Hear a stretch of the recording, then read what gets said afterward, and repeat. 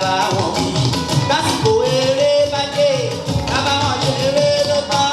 Àdúrà làwọn ọmọ ń ṣe kí bàbá wọn jáde nílé. Káwọn lè ní fírídọ́mù bí. Tó bá tún ti dà ṣálẹ̀, tó bá ti gbọ́ bíbí ọ̀hún mọ́tò bàbá wọn. Àti ìyá àtọmọ, gbogbo wọn á sáré wọlé. Orí fáyé ní ìsìlẹ̀, orúkọ tó ń pè bàbá wọn ní àwọn ọkùnrin kárò.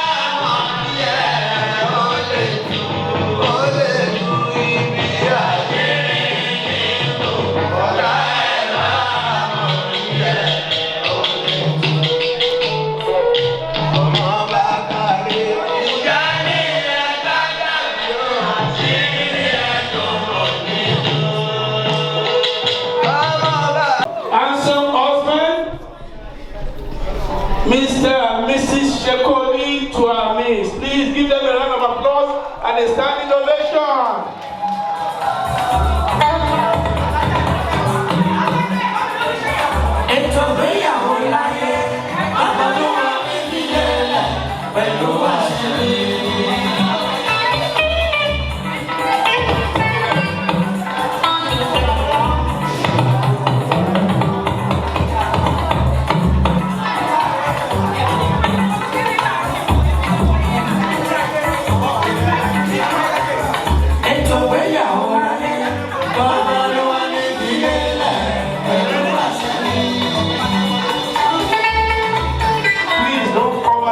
The video cameraman is working. What God has joined together, let no man put us under. What God has joined together, let no man put us under.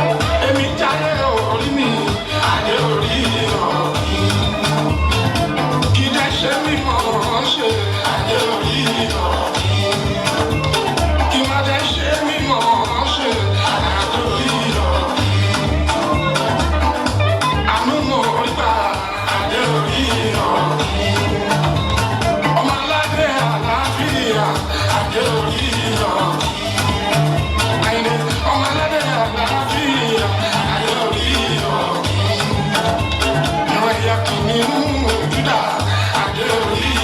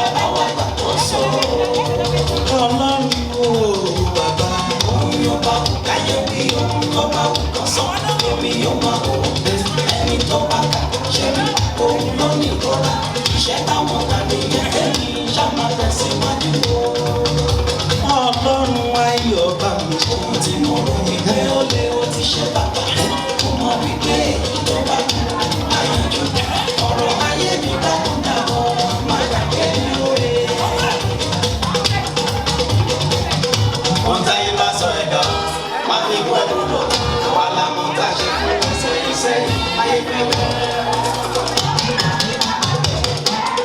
Tèmi tó mi lẹ́rù o, tèmi tó mi lẹ́rù, tèmi tó mi lẹ́rù, ìdàpọ̀ ẹ̀dá ẹ máa fi kú. Ṣẹ́rí tí 80% ẹ̀dá láyé tí wọ́n bá ti fẹ́ràn mi, èmi ti fi 20% tó kù fún mi sílẹ̀ ó máa pẹ́ mi. Ọ̀rọ̀ kan gbé mi lọ́kàn yìí fẹ́lẹ́, kí lọ́rọ̀ kan gbé mi lọ́kàn fúkẹ́fúkẹ́. Ọ̀rọ̀ kan já mi lọ́kàn jẹ, ó ń gbé mi lọ́kàn gidi gan. Ọlọ́run bá mi ṣe tèmi. Láìpẹ́ láì jìnnà, ayọ̀ mi bẹ̀rẹ̀ dé. Láìpẹ́ láì jìnnà, ó wà pẹ́ ńlá. Láìpẹ́ láì jìnnà, ayọ̀ mi bẹ̀rẹ̀ dé. Láìpẹ́ láì jìnnà, ó wà bá mi dúpẹ́. Tó jẹ́ wípé ẹ ó jẹ́ àjẹyọ̀, ẹ ó tún lè lọlé. Ẹ ó jẹ́ àjẹyọ̀, ẹ ó tún lè lọlé. Ẹ tún lè tẹ́kẹ̀ mi lọ. Ẹ ó jẹ́ àjẹyọ̀, ẹ tún lè tẹ́kẹ̀ mi lọ. Ẹ ó tún lè lọlé. Ẹ ó jẹ́ àjẹyọ̀, ẹ ó jẹ́ àjẹyọ̀, ẹ ó tún lè lọlé. Ọlọ́run kò gbé mi lọ́kàn yìí fẹ́lẹ́. Jésù Kristi bá gbàdúrà tó bá lè ṣe tèmi tó bá sì ṣe tí mo fẹ́. Ọlọ́run bá gbàdúrà láìpẹ́ láì ayọ̀ mi. If you are happy, continue to clap for them. I didn't say stop, I said continue. Oh yeah, only you know. That's how far they love you. Okay, thank you. May God bless you. Look at them again. Aren't they beautiful together?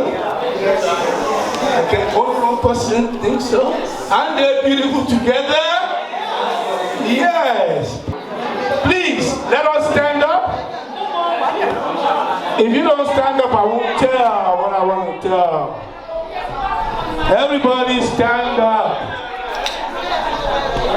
That's right. You say that again?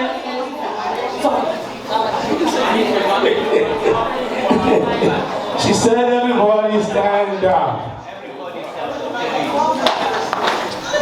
Thank you for standing.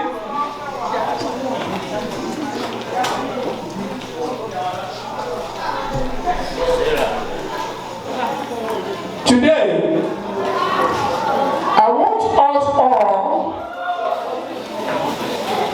to recognize the birthday of a special person in our midst. He doesn't know that I know. What is your fofo? I want fofo. What is your fofo? Alaji Shekoni. I know you are here not to celebrate birthday, but to celebrate your joining together. But today is your day too. It's your birthday. So at the count of 3, everybody sing happy birthday. 1, 2, 3. Happy birthday to you. Happy birthday to you. Happy birthday.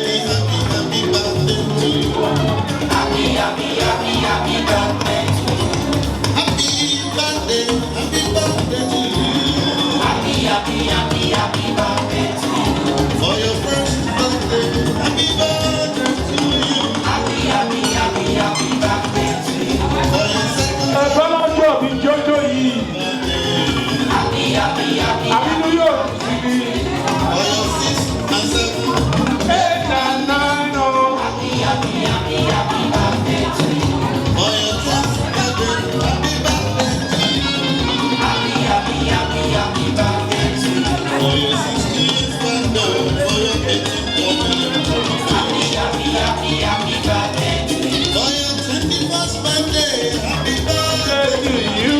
Happy birthday to you. for your silver jubilee, happy birthday to you. Happy birthday to you.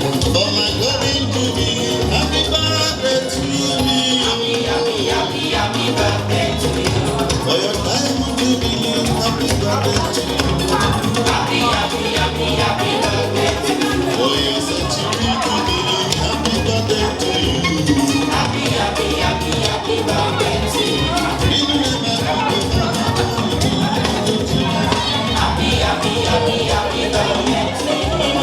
you. ọlọ́dẹ ìjọ àti ìyá ń bọ̀ ọ́. Happy birthday to you. Happy birthday to you. Happy birthday to you. Ah, Birthday, Happy birthday to you.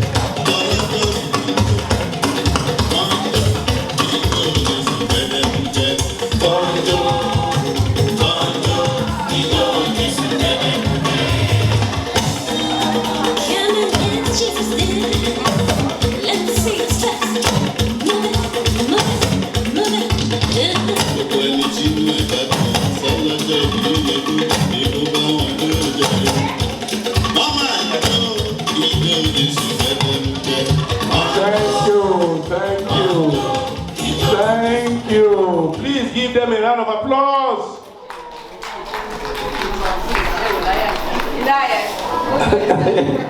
Wait a minute. They have been dancing and entertaining you. Please, let's repeat that. Give them a round of applause. A round of applause. A round of applause. Ah, thank you, thank you, thank you, thank you. You know, there's something I've learned about husband and wife. And that is, you can never know everything about your wife. You can never know everything about your husband. You just learn as you go. That's why they call it in school. When I asked Mrs. Shekoni, does Alaji know how to Alaji don't dance so dearly. I said, ask him, what kind of music does he like? He said, anything Alaji would just like. I said, Alaji ain't gonna joke. Aladdin Joe, you know, please give them a round of applause again. Thank you, thank you. Right now, I want to encourage every one of us, if you have not eaten, go and get some food to eat. If you need any drinks, we have plenty of them at the back. Because what's going to happen is we have some few activities that we're going to get on with. And I don't want you to be eating while we're cutting cake. Because when we cut cake, we're going to take pictures. And you want to look good when taking pictures, because we have channel 7 is representing channel 7, channel 9, Arising Nigeria. Which one again? YouTube. Okay. You're going live on YouTube. So let's get ready. While we are doing that, I'll play some. Too bad the limon, we are not too bad. Not too bad the limon, we are not too bad. Not too bad the limon, we are not too bad. Not too bad the limon, not too bad. Not too bad the limon, we are not too bad. Not too bad the limon,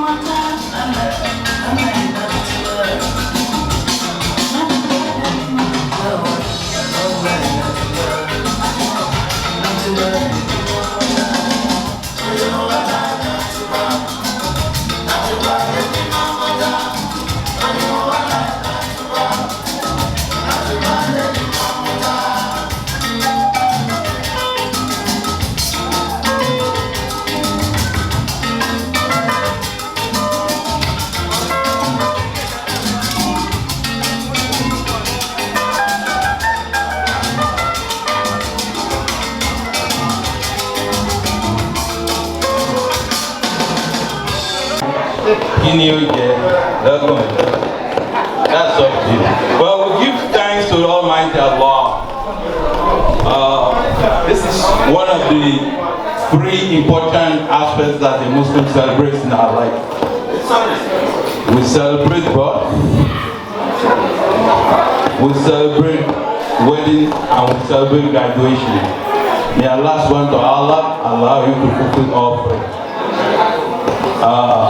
We started with doing what God commanded us to do, and we fulfill that, and we give thanks. Next aspect now, the ex also told me that the way to a man's heart is through his stomach. Is it true? So I've now employed the master of the newly constituted house, Shekoni, and it's new weather. You know, maybe you don't know. You know.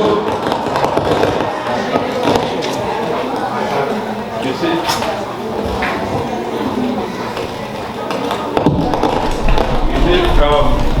Some people say, what is in the name? There's a lot in the name. Shekoni, what is it? You perform and you will be rewarded. Today, our brother has made the effort and today is being rewarded. Takbir. And another thing, you are marrying from the royal family. This is a princess right behind, beside you. From the Jibojo ruling family of our brother Bello. That is your mother. And today, she is from family of Valley. Know what Valley means? Double joy. And today we are lending you that name to be a double joy. Allah has made it possible for you. Today you wedded, and today you are also celebrating your birthday. So it's a double joy day for you. So now what you do, let us do the ceremonial coming up. Please proceed.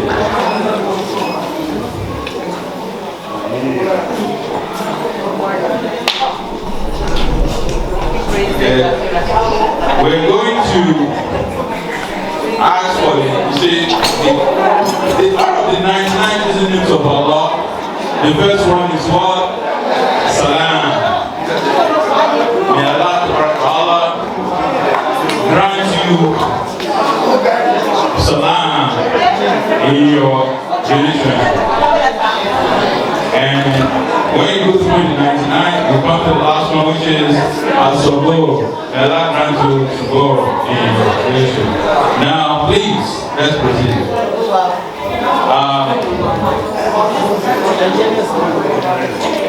It's going to be both of you on your back. I'm going to start.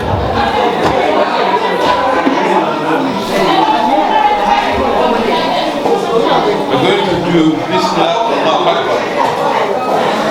So when we start in the name of Allah, I'm here with the presence of Allah, because Allah has done it for you.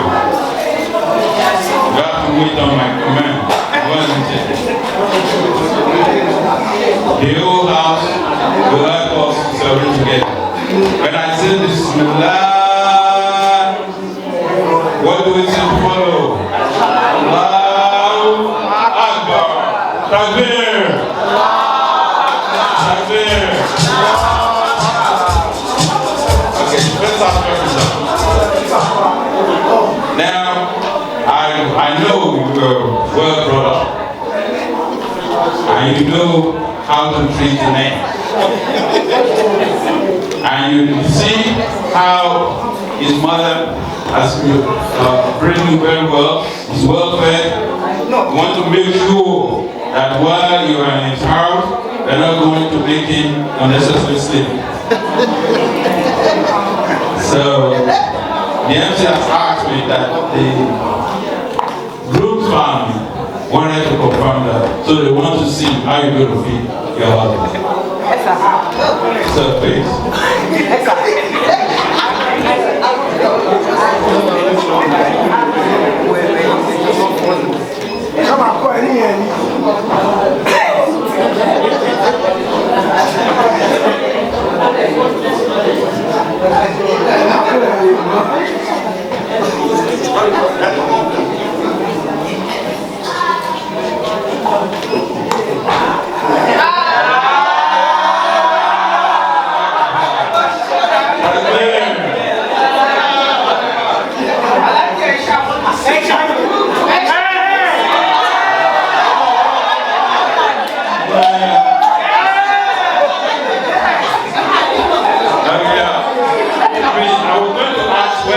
He enjoyed it. The action speaks louder than. You know, Prophet Muhammad is the best example for Muslims. And he loves his wives. He does everything for them. Things that are not even happy. But we as Muslims are examples. We saw the best example in our Prophet. Will you please show an example of how the Prophet said you should treat your wife?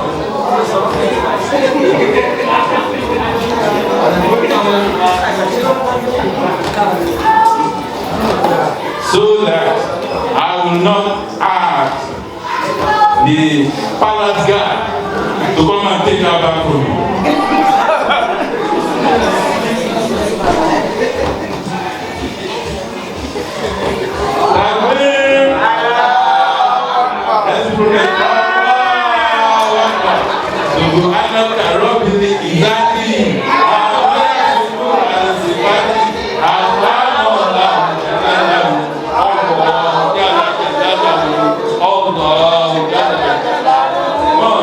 Please.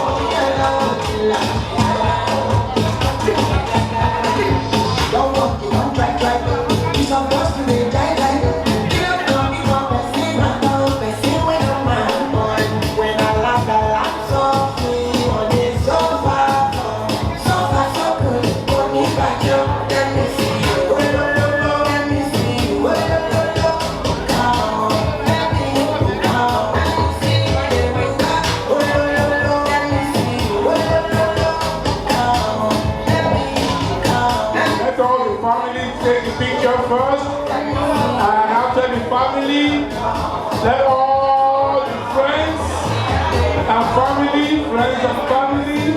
to take more pictures.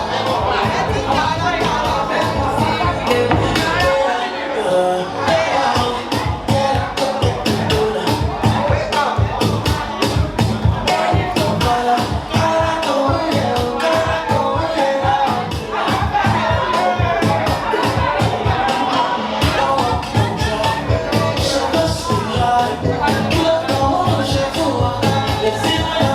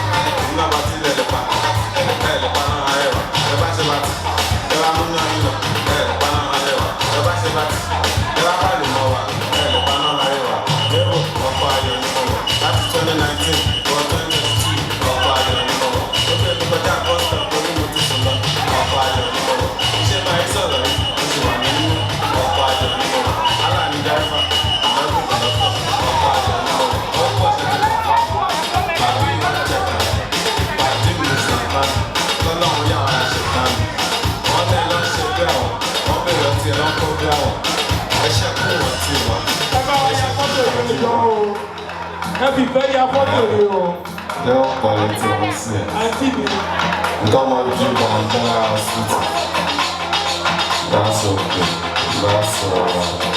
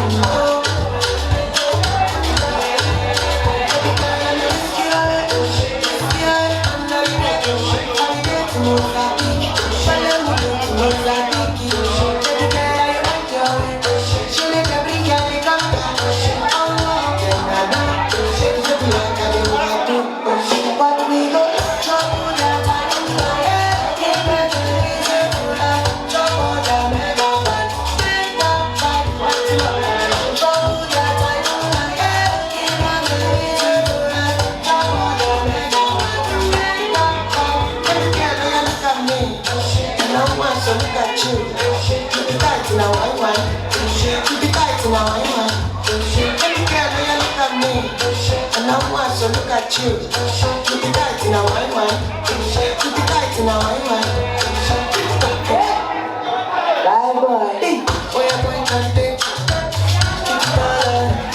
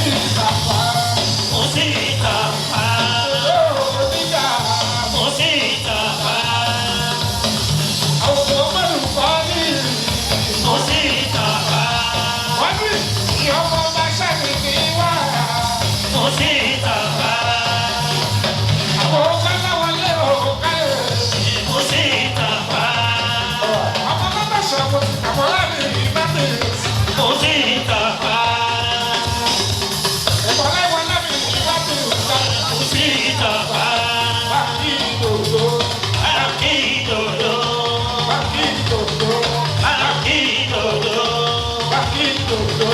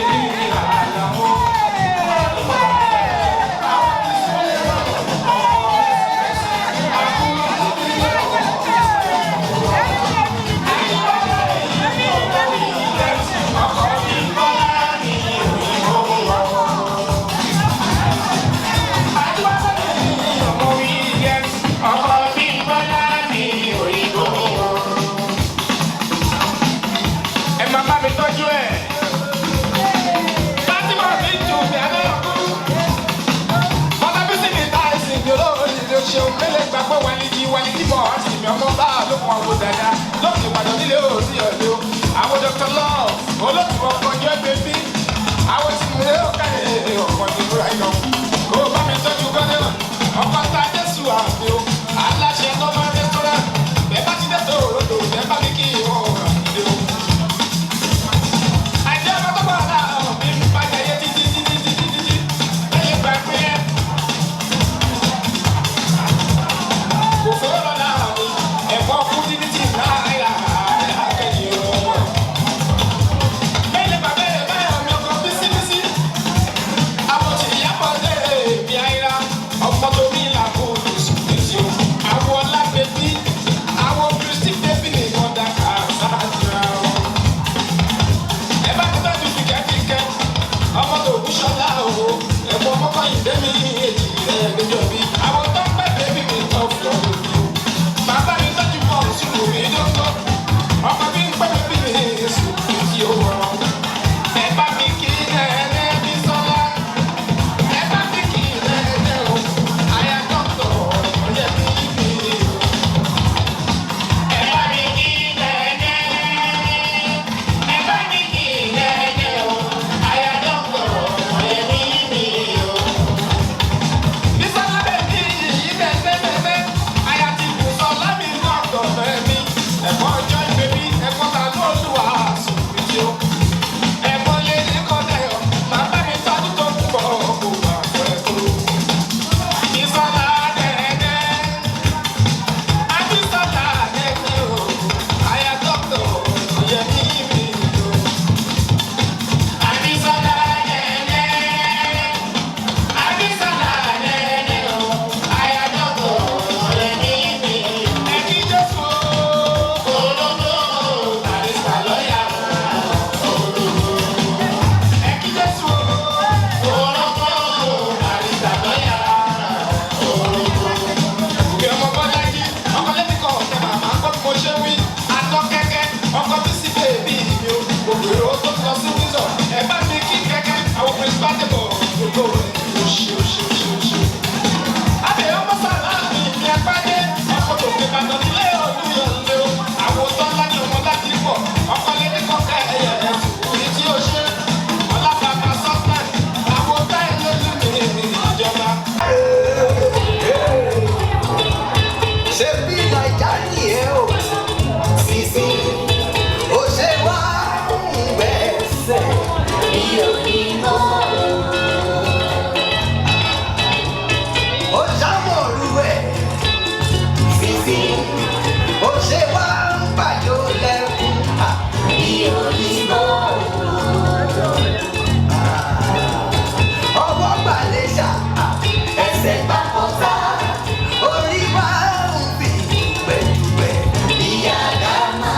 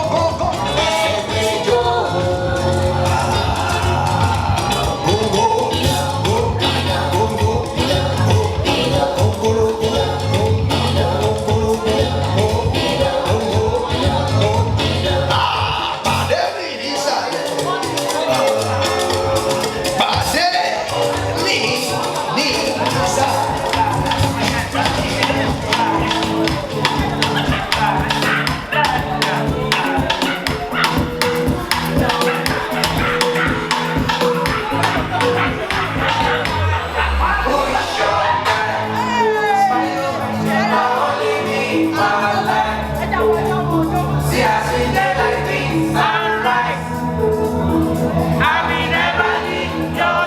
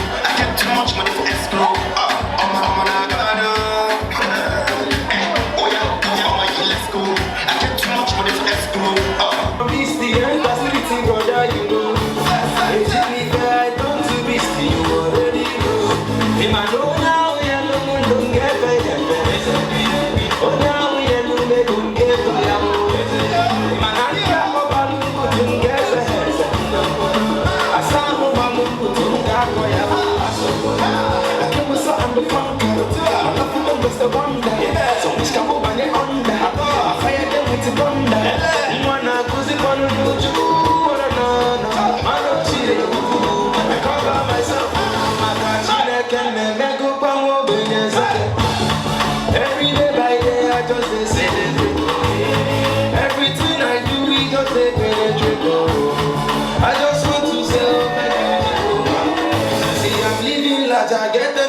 for my